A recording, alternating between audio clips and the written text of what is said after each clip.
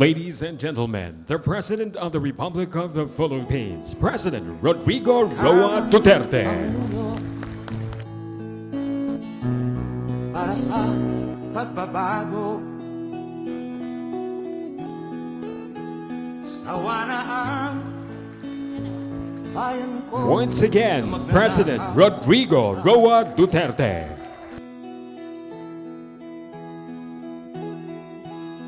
Madilim na kahapon, ikaw ang mag-aahon. May we request everyone to please sit down. Di ko mawawala ang korupsyon. To start, may we call on the President of the Philippine Orthopaedic Association Incorporated, Dr. Paul Cesar N. San Pedro, for his message.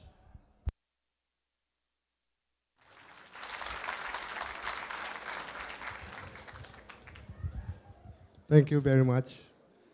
Beloved Mayor Rodrigo Roa Duterte,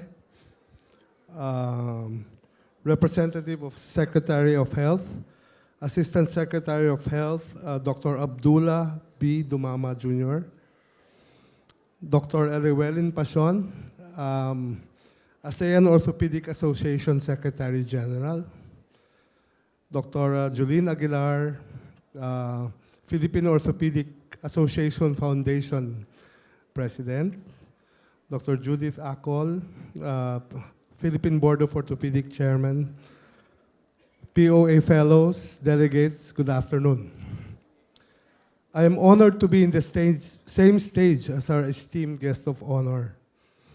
A lot of exciting changes have been happening in the healthcare industry as we usher in the era of ASEAN integration. We are very fortunate to have a dynamic administration, aggressive in improving the delivery of health services, especially to the marginalized sector. The POA welcomes this and would like to work hand in hand with the present administration in improving the quality of orthopedic care in the Philippines. Our goal is not only to be at par, it is not only more fun, it is also better in the Philippines. The next few days will be a time for all of us to reinforce friendships, exchange knowledge and updates, and to enjoy the hospitality extended to all of us by the Queen City of the South, Davao City. Thank you very much. Mayang hapon sa inyong tanan. Thank you, Dr. San Pedro. At this point, may we call on the Assistant Secretary of Health Mindanao Cluster, Dr. Abdullah Dumama Jr., to introduce our guest of honor. Ladies and gentlemen, the President of the Republic of the Philippines, President Mayor Rodrigo Roa Duterte.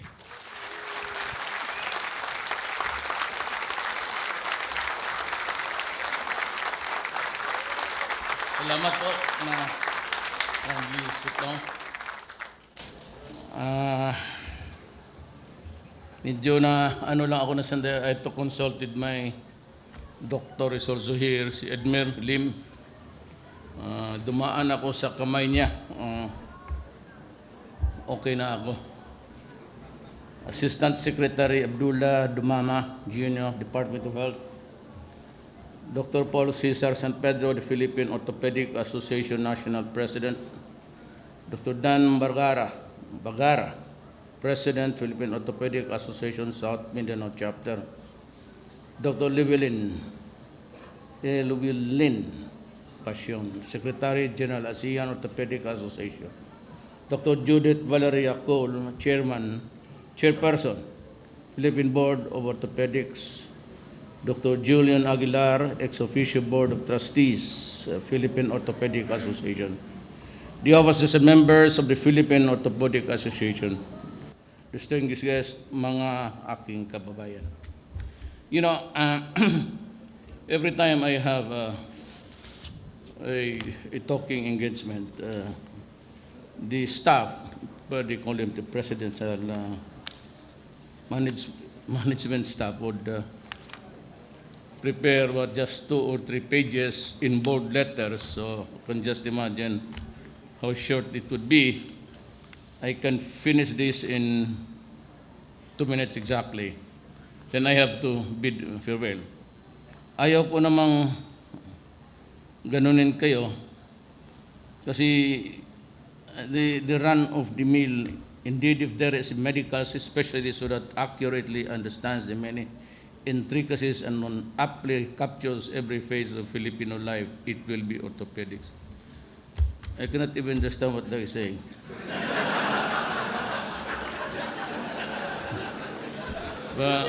Baka it's prepared by my staff.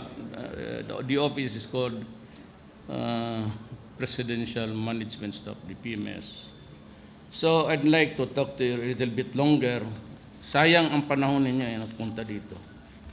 Ewan ko lang kung it's purely for junket. Alam mo pa kayong sa totoo lang yung mga ganitong mga convention. Walang ibang ano yan para makapasya lang. Totohanan lang. Ayan man talaga ang totoo. Baski kami nung sa gobyerno, hindi ako ma-attend, sumisipat talaga ako. Prosecutors League, mga ganon, election. Well, sa bayang Magiliw, and even in Congress, pagkatapos, you go to the cafeteria, drink coffee, kunwari, then take the side door and manood na ako ng sine. Kaya, I went back to being mayor because I could not stand sabi nga ni itong first time I met Maki, itong si Maki sa GMA, Pulido, tanong niya ako na every time, first day that we had the convening of Congress, distribution sa mga committee, and I said, Mayor Duterte, kasi may nakalagay niyan ano ang committee mo? Sabi ko, ma'am, board ako. Hindi. Ang tawag dito sa ninyo, hindi board, committee. No, ma'am, talagang board. Hindi nga Committee nga, hindi nga board. So, ma'am, boredom talaga. I am bored to death in this. Kaya siya nga, initially, karoon siya ng sa akin. Sabi niya, toxic ka magsagot. So, I'd like to talk to you about, maybe narinig na niyo baka hindi, but I'd like to reiterate something else. And that is my promise to the Filipino people. It was just simply a sloganeering, but I really meant it, every word of it. I made a few promises. Program of government, well, ganon din. I could count it by the fingers of your hands. And parang maawa in the fullness of God's time, you give me 3 years and I will be able to stabilize the country. By that time, medyo on deck na tayo for a new phase of our national life. Dito ngayon, at this time, it's quite convoluted itong mga problema natin. But I'm trying to manage somehow to navigate the waters of governance so that I can deliver. First of all, I remember I just gave about 5 promises. I said that I would stop graft and corruption. Then said that I will stop or suppress the drug problem, which was really very scary. Then the third is that I'll do my best to control crime because there's always a crime everywhere.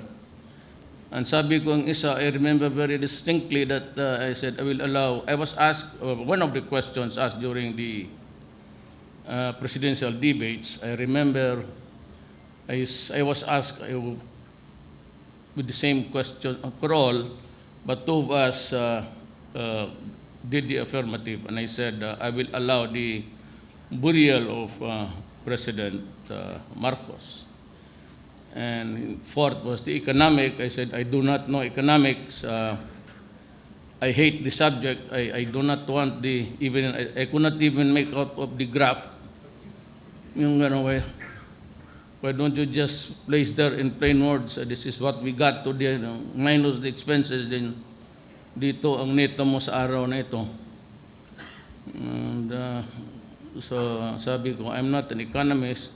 I did took up economics, but I remember, I forgot, but it was always in the line of 7. Lahat naman ng grado ko, 7 eh. Pareho lang yan. Basta, wag lang mag-74. But really, and you can ask any classmate of mine whether, I was not so much into this 8, 9. Para sa akin, you don't need it. 75 and 95, pareho, akyat kayo doon sa second year. Same with the third, fourth, fifth. Well, it was only in the College of Law where I really had to strive, because at that time I lost my father and I got nervous. Medyo alangan ako that life could be harsh without a father. Pero yung sa lawyer, sabi ko I'll get the best of the economic minds to my knowledge, and most of them were really the Finance Secretary is Sonny Dominguez, is my childhood. We're neighbors and we grew up together. And kindergarten pa, he was always in the 90s. And I started with this line of 7. Grade 2, grade 3, grade 4, grade 5, he maintained the 90s.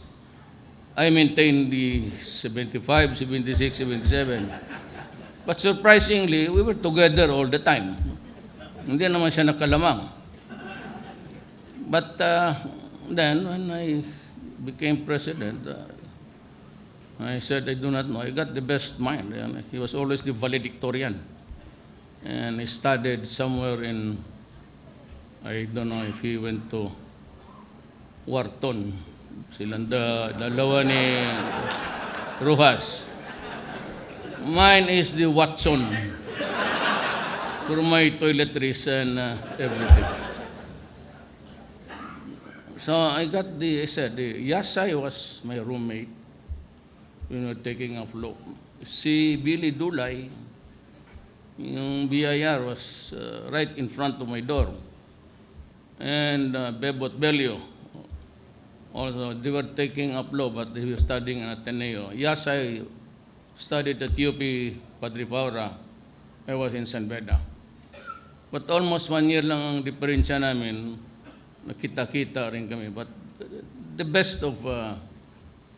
so nakita niyo, yung lahat mga empleyado ninyo sa gobyerno, actually, walang taga-Maynila dyan, halos. Is that from Davao or the people I met sa College of Law, ang yung mga brad ko, na mauutak. Vita Aguirre was a cum laude sa aming klase. Arto Gade was the valedictorian. And he's really very bright. And he's good. And he's a billionaire already. Sunny, he owns the Marco Polo. I'm planning to buy a motel because it's easy to clean up. It's only 3 hours. It's being short only for a while. Short time. And, parang taxi yan, ang pumapatak ang Ay, kung magnegosyo ko, may motel na pinagbili na dilapidated na, I could fix it up. But not as rich as Sunny. Most of them are really... Pernia is emeritus of UP. Tigawalo is a leftist. He admitted he was detained for so many years. There are communists in my cabinet, Tigawalo, Mariano. Sayang si Gina. I really like her passion, but I remember talking about her in one of ganitong gathering. It was not about the purpose for which they were really gathered in Malacanang, but I made a pinch hit for her. You know how it is. This is a democracy. And lobby money talks. I do not control everything. I am the head of the executive department, the president. Congress is controlled by the Senate president and the speaker, the lower house and the upper house. The Supreme Court is a collegial body, but the affairs are administered by the court administrator. So hindi ko na taga-kontrolado ang lahat. Gusto ko. May mga tao ako na gusto ko, pero I share powers. And that is the process of checks and balances.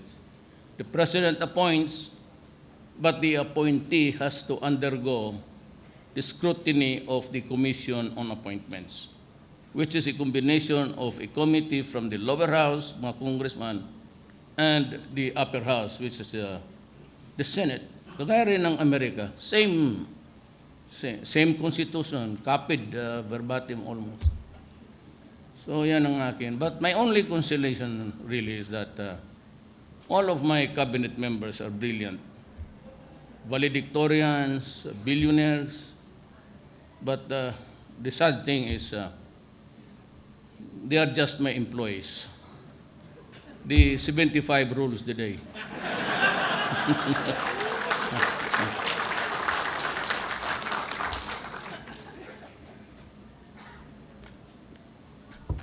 Kaya if there's any, it's almost a cliche now.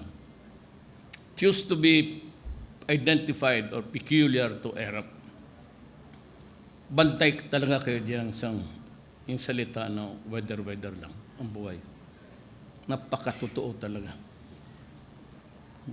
Kaya yung sabi nila, on your way up, be sure to treat them.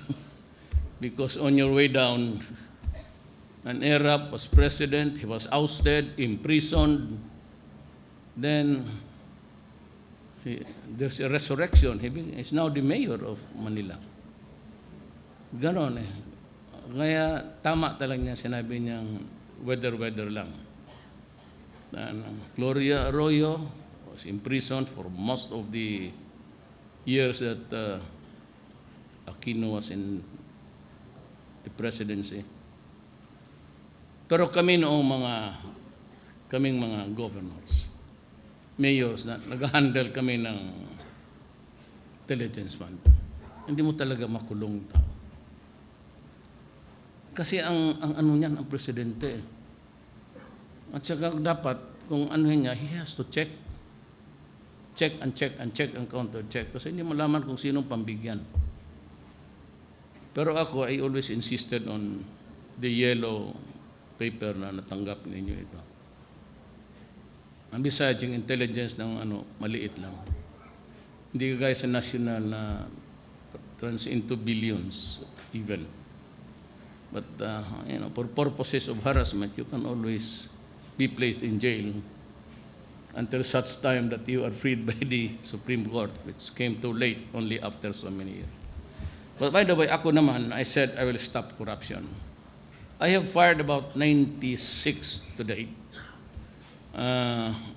Mostly guys in the regulatory bodies. I just suspended yung sa energy, si Salazar, because of corruption. But I will eventually remove him. Yung lahat sila. And I even remove, in the cabinet meeting, I fired one cabinet member. Hindi ako nakapigil because he was lying to his teeth. And he didn't know that in front of me was the document that he said na hindi niya nabasa. It was an opinion rendered by his own office, department. And he went abroad to buy a truck, fire truck, worth 18 million. Kaya sabi ko, itong aking 911, it's the best in the country. As a matter of fact, you can visit it. And even yung security unit ng syudad. Hindi naman ganoon kamahal. May fire trucks are Isuzu, 7-8 million. But then 18 billion is too much. And it was a transaction entered into by the Aquino administration. So it was really an overpriced. So there was a case filed, still pending, and his office advised him not to proceed with the second tranche. There were already deliveries. Nung nalaman ko, pumunta siya doon to sign. Sinabi ko, bakit? Wala ba kayong nakapagsabi sa kanya na tagilid to? Sabi niya, sir, binigyan namin siya ng memo. So when he came back, I asked him, in a cabinet meeting, and he denied. So I got pissed off and I said, you're fired. Get out of this office. I don't want to see you anymore. Talagang lying to his teeth nga. Hindi man kasi ako ganun, pero sabi ko sa inyo, and there was this guy who was with me since 1988 when I became mayor of the city. I've been mayor for 23 years, 4 times. We've never lost an election until the presidency.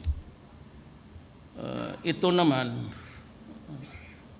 yung tinanong siya about his aid, he said, kung anong pinag-usapan ninyo ng aid ko, yun na yun. Kung ganun mong sagot mo, para mo akong... So I fired him. I called him. He's fired. So I'm really trying my very best. Dito ngayon, it is the only thing that matters most to us. Kayo lang ang tao. It's only the Filipino who can stop corruption. It is not me. I can control it, but talagang gusto ninyong hintuin, kayo lang. All you have to do is to stop giving. Or do not give in to the ones. Kay ma-customs, kay ma-BIR, kay sa Professional Regulatory Commission, huwag kayong magbigay pag hiningian kayo. At yan ang tinuturo ko pati sa maliliit na tao. Sabihin mo, sampalin kita ngayon. Ganunin mo. And even the customs now are not allowed to pry into the bagahe. I'm sure you've been abroad recently. Wala na, you're just waved through. I cannot fathom the purpose of opening the bags when we add the plane, it passes doon sa bodega. There's a huge warehouse. Sa loob na tinitindigan mo dyan sa airport. Then there are the scanners. 4 yan. So they would say any contraband or prohibitive item inside your bags. So pagdating dyan sa labas, the practice, and even today, the day I was president, it's a standard to open. Lalo na yung mahirap. Lalo na yung OFW. They have developed this keen sense of identifying sino yan. Well, most of us, mga congressman, mga mayor, we are just waved through.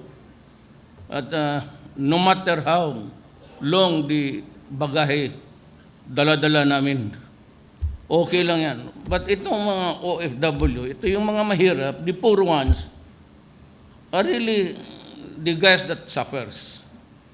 Yung bag nila, buksan, OFW, then may mga padala na kinukuha pa. So my first order was kanila, do not open. You open and you do not find anything there, I'll dismiss you.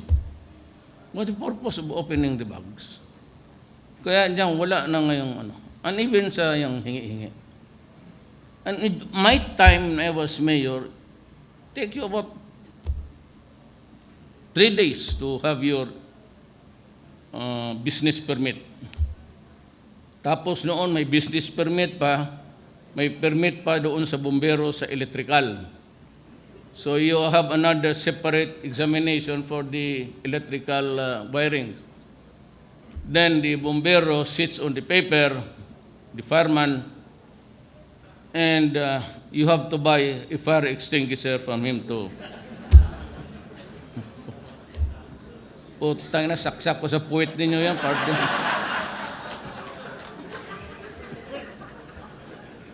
Stop it. So, sa corruption, we are takot eh. Kasabi ko sa talaga, putang ina, sasampalin ko talaga kayo. And even if you ask your mayor, kasi tanongin yung mayor ninyo, ang good governor, I called them the Lac Malacanang. I never allowed the media to go in. Sinabi ko sa kanila, oras pumasok kayo sa droga, papatayin ko kayo. I will ambush you, poison you, bomb you, whatever, steal your wife from you. So that we'll just have a problem. Not really because I want to steal somebody else's wife. Bibigyan kita problema, kidnapin. Nasabi ko, do not do it. If you want to remain in your, between now until election time, do not do it. Yung iba, governors, ganun rin. Tanungin ninyo yung governor. I had him locked inside, gave them a sumptuous merienda. Pakondisyon kayo. And this is the shocker. I will kill you. I will really kill you. That's why the rapporteur of the UN is here investigating extrajudicial killing. You know, when I was mayor, Davao was better off. And so, medyo lumaki ang Davao. Gumana. You can see around. You can walk around nights.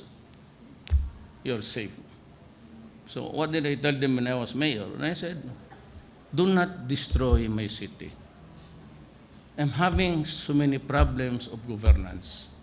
I need the money to pay for the teachers, policemen, allowances, lahat na, the ones who clean the city, the bureaucracy, the firemen and their allowances. Where will I get the money if you guys will scatter your... So go out of the city because I will kill you. Do not destroy the young for Diyos because I will really kill you. At yung iba ayaw maniwala, Tagalogin na lang natin para yung hindi nakaintindi. Hindi talaga nila maintindihan din yun. Kailanman. You. And when I became the president, that's the same thing that I said to you, guys. And during the campaign, that is what I promised. It is a covenant between you and me. That here is my program of work, very limited. But if you elect me president, I will do this. And I'm doing it. So, okay tayo. Drugs are a little bit controlled now. Many died along the way because they refused to give up. But kung sabihin mo that I killed a person on his knees, on bended knees, naka-outstretched hand, surrender, do not believe that's pure. Baski sinong lalaki, tayo, among just talking man-to-man tayo. How can you kill a person kneeling down? There were deaths caused by itong encounters talaga. Because my message to the police and military, it's very simple. Arrest them if it is possible. Still, and if it's no longer possible, then if they confront you with a violent resistance and you feel that you'd lose your life in the process, kill them. Yung mga inutos ko. which is really the rule, the criminal law of all lands. That when your life is in danger, especially if you are a peace officer, that's life, that's self-preservation, self-defense. But for the deaths, the others na, you must remember that right after I assumed office, I fired 9 generals of the police. What do you think? I did not start operating against the drug syndicates until after 2 months. But behind me, you step back, even during the approach of the campaign, there were a lot of killings. So what does that tell you? They were slaughtering themselves because they were trying to keep the secrets all to themselves. Wala akong pinatay na sabihin mo. No? And besides, itong mga, especially the EU, look at this guy. He says that, I will kill you. Totoo yan. I've been saying, I will kill you. I will kill anybody. For God's sake, until now, I have not killed anybody. I will kill you. I did not kill anybody until now. Bakit di nyo akong surang-surangin yan? He said, I will kill you. I have never killed anybody. But my message to the law enforcement was very clear. That if their life is in danger or placed in jeopardy, go ahead.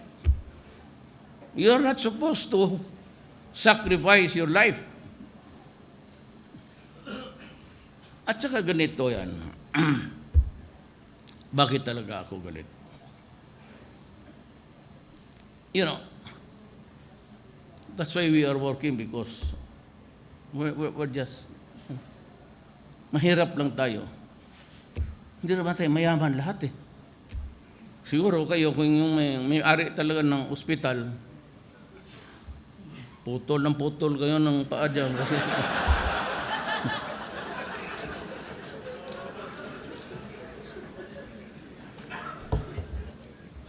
I hope may rason yun, ha? Pag sabi, Adre, may gangrene na ito. Lagyan mo lang ng tina, yan na. Ito, yung dye. Jubos, bata. Putang na, wala na to. Mas mahal yung putang na, pero lagyan. Yung mga amigos, yung mga mayaman, walang problema yan. Tayo, it's just enough to make both ends meet. We earn every day, but we have to do some expense. Schooling of the children, their upkeep, everything. Paano yan? So, when I grow old, if God allows me to live until 90 years old, who's gonna buy my medicines? Who's gonna pay for the hospital? Yung oxygen, sinong bibilin? Sinong magkungit ng lugaw sa akin, papakain ko? It's my children. And our children even, sometimes, pag ubos na, my income ngayon is quite a bit high kasi pegged to the last salary yung insurance ko. So, siguro, about 7 months in the hospital, the best care there is available. Pero after that, ubos yan. Sinong magbayad? Na sila Inday, may problema mo rin yan. Mayor lang yan ngayon, pero by the time na hindi man yung magdana. Ako, meron akong savings nga, pero mas malaki, but it cannot last forever. Our children now will take care of us. If they run out of the money, the mortgage, the properties they acquired during the marriage. And here in the Philippines, there's no distinction between the property of the wife or the husband. At whose endeavor it is, because simply the family ties are very strong. When it's your father-in-law, it is really your father also. Kaya magkapag-utang-utang ka na lang, you borrow money, you mortgage everything just to keep alive. Na hindi naman natin gusto. Ako, I'm 72. By the time I'm through with my job, I'd like to just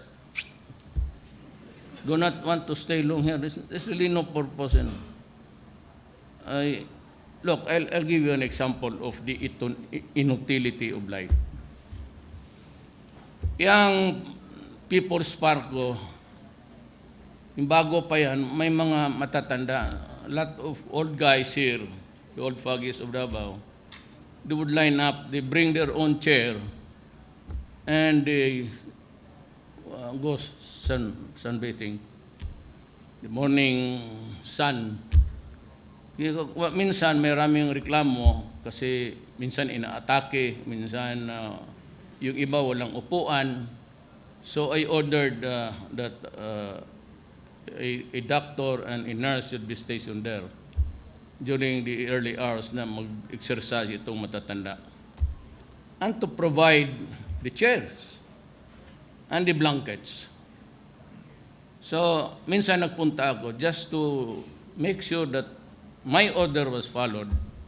I went there, but I was swearing, I do not wake up early morning. Ibig sabihin, wala akong tulog pagka umaga ang ano ko. I'm a night person. My day starts at 1. So wala akong tulog, ba't maaga ako? Nakaganon lang ako. Ay, kunyari, tumitingin ako sa mga bata, nagda-jogging.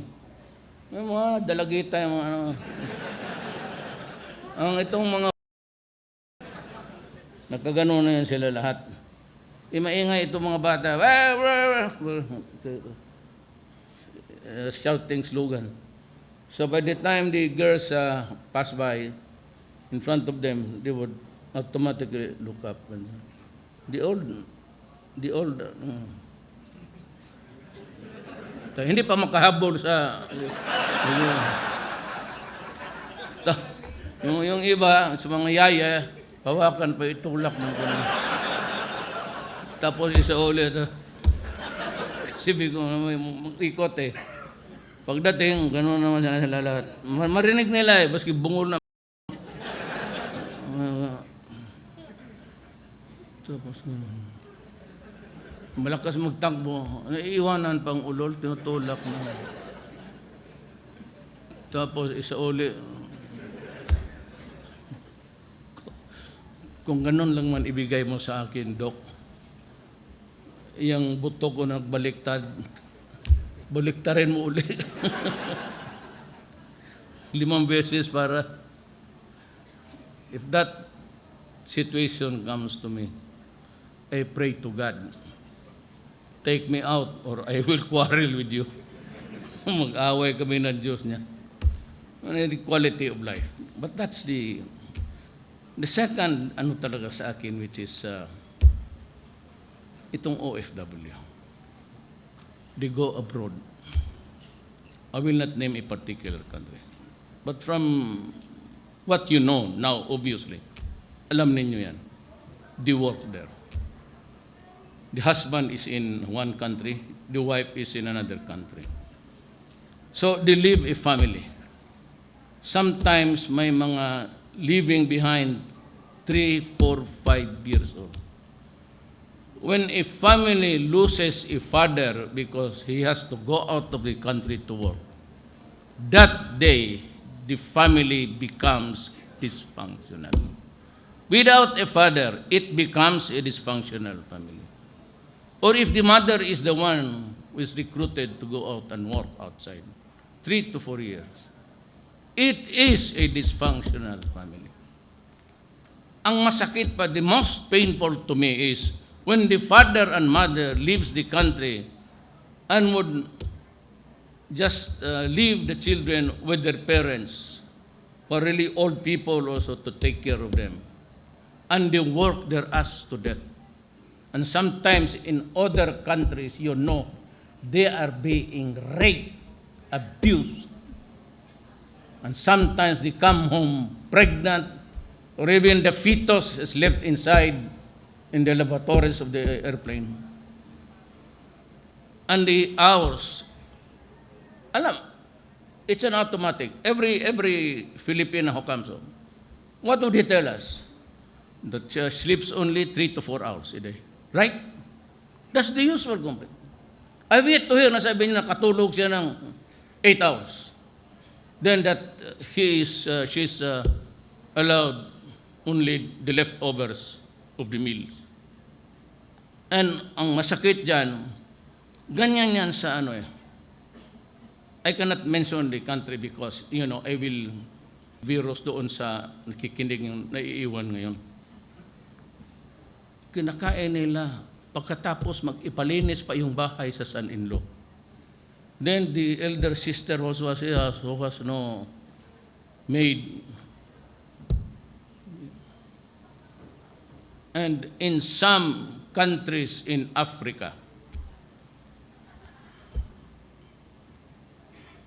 whether you are bought from the slave markets there or you are a hired,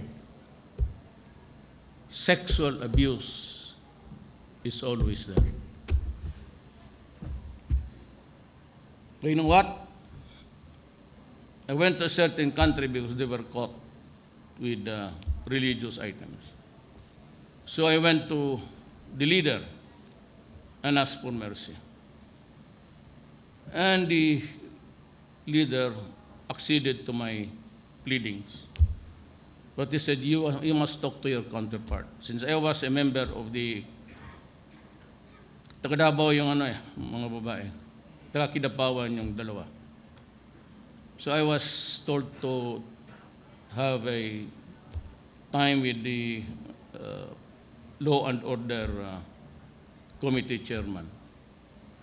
Ano sabi niya? In their urban areas, maybe. But if you are assigned doon sa probinsya na walang tao, the basic really culture is that you are paid or you are a bought slave. Sexual abuse is there. Kaya ako, I just cannot dumudugo ang lahat ng hindi lang puso ko, lahat talaga, pati kamay ko. Sometimes I bite my finger. Kung gano'n na lang kahirap, so much indignity to endure, so much agony to suffer. Tapos pagdating nila, after all the years of working there, toil from sunset to sunrise, only to discover na ang mga anak nila, and that's 1/3 of the dependents in the survey were contaminated with drugs. Pagdating dito, only to find out na ang kanilang anak hindi nag-aral, nagsabu, or that the daughter was killed because of the prevalence of drugs in the neighborhood. Kaya ako galit talaga. But that prompted me to call all the governors and mayors, do not commit the mistake. Talagang yayariin ko kayo.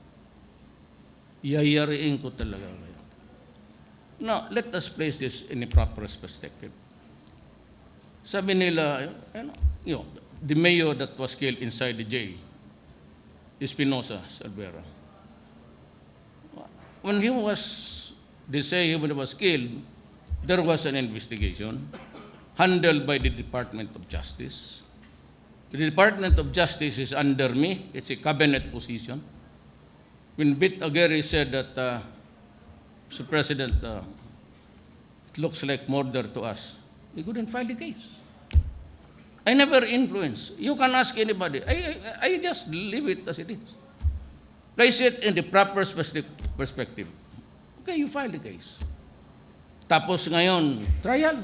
Okay. You can go to trial. But I will give him a lawyer. You convict him, go ahead. Convict them. Now, after conviction, all has been done legally. It is mine to do my legal thing. Why? Well, there is a residual power of the president. What is it? Pardon. So sinabi ko sa kanila doon sa buong Pilipinas, you can go ahead, charge him with murder, whatever you want to charge. The cabinet member there, the Justice Secretary, never heard me even telling him to go AC. Sige. File. Trial, we go to trial. Then everything okay? Let's place it again within the purview of the Constitution. In that Constitution, it's absolute. It only says the President has the power to pardon a criminal, conditional or absolute, or grant amnesty with the concurrence of Congress, period. Nothing else. Adi, convicted, what? Life sentence? Oh, wait. Accept the verdict. Then show this to the judge. Mr. So-and-so, colonel or general, is pardoned and restored to full and political rights and ordered reinstated with the promotion to both from colonel to general. Labanan mo kayo ito ng utak. O, sige. I don't need to tinker with the law. Hindi ko na kailangan bastusin yung batas. Wala na yan. Follow your dream. Convict if you want. Don't make it hard for everybody.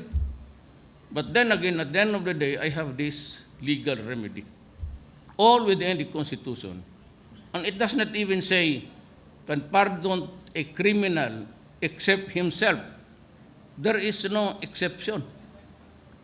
It does not, kung sana nilagay, except to himself, then I cannot pardon myself. But since it's a blank authority, before I leave Malacanang, pardon is hereby given to Rodrigo Duterte for the crime. Signed, Rodrigo Duterte. I'm sure that they will be filing charges against me. For what? I said, I will kill you. I have never until now killed anybody. I never said I will order the police or the military to kill you. No. What I said, arrest them, if it's still possible, take them into the folds of the law, but if you're confronted with, that was my order. My independent, because of my rage in my heart, because it pains me deeply that we are now 4 million confirmed addicts. When I became president, I ordered, you all surrender because I will kill you. That was a gambit. And you saw this hundreds of thousands surrendering, and even policemen and all. You were there before your eyesight. Before you nasa TV, thousands upon thousands every day surrendering. So the figure of Santiago of 3 million, and if I add mine, I breached the million mark last December. 1,000,008 ako. So how many of those 4 million are already insane? Because constant use of shabu, the forensics of America says, constant use of shabu will shrink the brain of a person. So when the brain is shrunk, he is insane. Now, you will agree with me that if an insane person or out of his rocker, if he kills, and if he, it's because the guardian angel was whispering to him that like that, the son said, he killed both of his parents because his guardian angel was whispering. Because they all suffer all kinds of hallucinations and everything. Pinatay niya. Now, you will agree with me, you're all doctors. Can we try him? Can we try a person who is an insane person? Can he be held responsible for his action? No. Because he's insane. And the doctor would say, we'll open up his brain when his son is dead. His brain is only half the size of the original. Now, during the trial, he might be sane during the commission of the crime. At the time he is tried, he cracks up. And the lawyer would say, Your Honor, we would like to ask for a preliminary hearing to determine whether or not my client is in his normal mental faculties. Can he withstand trial? And of course, the doctor would say, you cannot even answer a simple question. He is out of his mind. He cannot stand trial. So before I assumed office, we counted no particular administration. I will not name any. But 77,000 Filipinos died within the last 5 years. Drug-connected crimes. Who will answer for this? The human rights of America? The UN body? Can they pay compensation for the 77,000 lives? How many dead persons they say? They said 10? It's impossible. During my term here in 23 years, maybe 600. Yes, I will admit that. In line of duty. I never would condone shooting a person at the back or kneeling down before you. That's crazy. So who will now answer for this? Who will now answer for the bleeding hearts? Sila? Sila mismo magsabi, magtulong kami. Paano yung bata? How many times have you read, come across in the pages of a newspaper? Child, it's almost a daily occurrence. Child rape, 6 months, 18 months, 1-year-old, mangled here in Davao City, Mandog.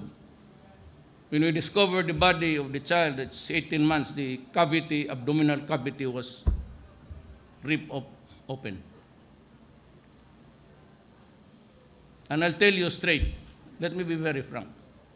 When I told the guy, why did you do it? You know, I'm always like that when the fancy strikes me. And when I cannot find anybody to rape, I go for the goats. Kambing nila. So if you are talking to that kind of a person, what would you do? Make a guess.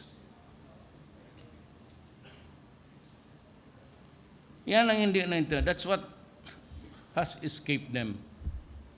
When they say that 10,000 were killed, you know, it would make it appear very easily that they were all good and honest person. So let me ask you first, 10,000. Who were the 10,000 you said who were killed? Who were they? What were they doing? Yan ang mahirap dyan sa human rights. Pabalabag ang mga... Kaya ako, nagalit, and sumali itong State Department, but sumali naman itong si Obama. Obama was a libertarian. He was a leftist by heart. But he has this complex mind. I don't know if it is an inferiority complex or a superiority complex. But definitely there was a conflict inside him. It was worse during his time. Because it emboldened now. He hesitated. Yung sa Syria, he said, do not throw the red line. So when Syria decided to massacre its own, Assad is also an idiot. He's killing his own people with... How many times was it? And he did nothing. Mabuti pa si Trump. And I had a talk with him yesterday. I had a talk with President Xi Jinping yesterday because he called 4 days ago to ask me to if President Xi Jinping could do something about the situation regarding Kim Jong-un. So I called President Xi Jinping. I am calling you at the behest of the President of the United States, President Trump. And we are all agreed in the ASEAN, and even President Trump, that you can do something. Actually, the biggest contribution of all others is your intervention. So I'm not at liberty to talk about it because I have to convey my message to. President Trump has not called me yet, but if he'll call me and say, how did it go, what transpired, then I will tell him. But definitely, we are getting the help of everybody here. And President Trump, it is recorded. It was recorded. I know that he was recording it. We were recording it also here. I said, you're doing fine. Yeah, the son of this guy. He mentioned I will not mention the country. They're pulling drugs in my take it. You want to hear the recording? I'll be happy to make it public. But I have to tell the White House that I'm going to. But of course, everybody knows that you are being. Of course, China was listening. Of course, Russia was listening. Everybody is listening. Even now, everybody is listening. I know that China is listening. So, but Obama chastising me. Now here comes Trump. Oh, you're doing all right. So, where do I go from here? Is it Obama or Trump?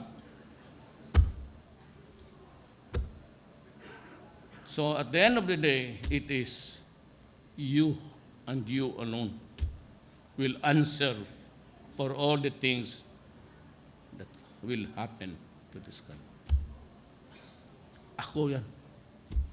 So I take full responsibility for the killings of the soldiers, of the policemen. I take full responsibility. If it says at 10,000, then that's mine and mine alone. But do not attribute to me killings which I never ordered or did. But for all of the killings that were in accordance with my order, and something was done excessively wrong, or there was something went very wrong, I will answer for it. Do not worry. I will answer for it. And if I'll go to hell, I will do it. If I will rot in jail, I'd be happy to do so. At least I have done something for my country. At least. So with that, I'm sorry I cannot talk about orthopedics because I only knew about the science when I could not say it was karma. My mother said that's karma because of the killings. Never did that. So I could not raise it. But now, even if she's here, I could block her. I could not even embrace. My embrace was only up to the waist. So can you raise it higher? I said, I know, I am. But now, here. It's okay. So do not forget the orthopedics, as much important as anybody else in the medical science. Thank you and good afternoon. Thank you, Mr. President. May we request the President for a photo opportunity with the Philippine Orthopaedic Association chapter officers, board members, and fellows with 4 batches. Our batch 1, the POA South Mindanao chapter officers and a mid-year organizing committee with an orange stickers. Batch 2, please stand by. Sawa na ang bayan ko sa magnanakaw na tao.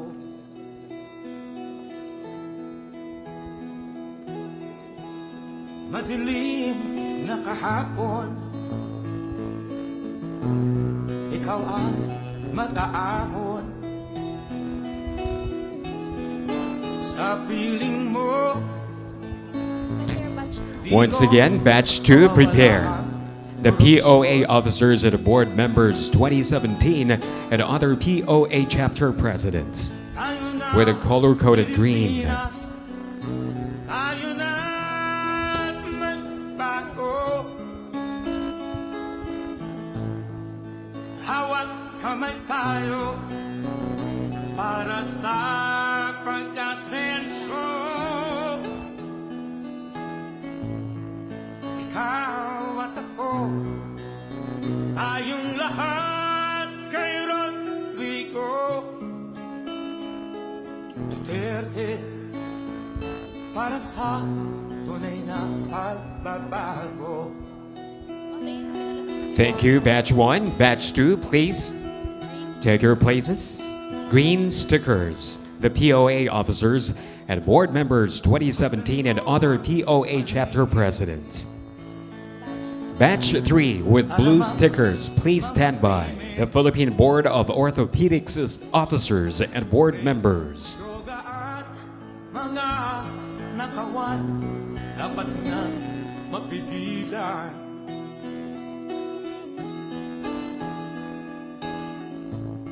Tayo na, Pilipinas. Once again, please be reminded, no selfie rule. Again, no selfie rule. Thank you very much for your cooperation. Kamay tayo para sa And please leave your cell phones and bags before the photo op. And again, no selfie rule. tayong lahat kay Rodrigo Duterte, para sa tunay Thank you very much, Batch 2. Batch 3, please, with blue stickers. The Philippine Board of Orthopaedics officers and board members. at ako, tayong lahat kay Please stand by, Batch 4, with pink stickers. Duterte, para sa tunay na pagbabago. Once again, Batch 3, Philippine Board of Orthopaedics officers and board members with blue stickers.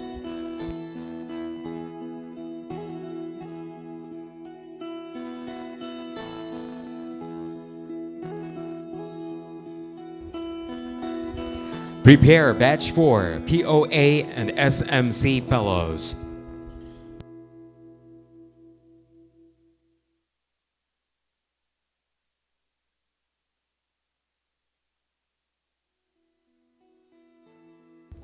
Thank you very much, Batch 3. Batch 4, please take over. POA SMC fellows with pink stickers. Para sa pagbabago, sawa na ang bayan ko sa magnanakaw na tao.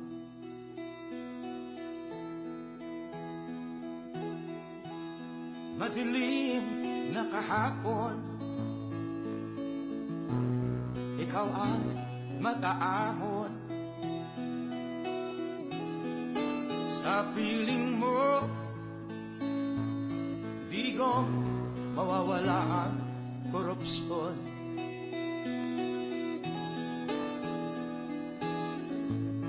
Tayo na, Pilipinas, tayo na magbago. Hawak kamay tayo Thank you very much, Batch 4. para sa pag-asenso. Thank you, Mr. President, for taking your precious time with us. We really appreciate your presence this afternoon. A big round of applause for the President. Daghang salamat sa among binangga na Presidente. Mabuhay po kayo, Presidente Duterte!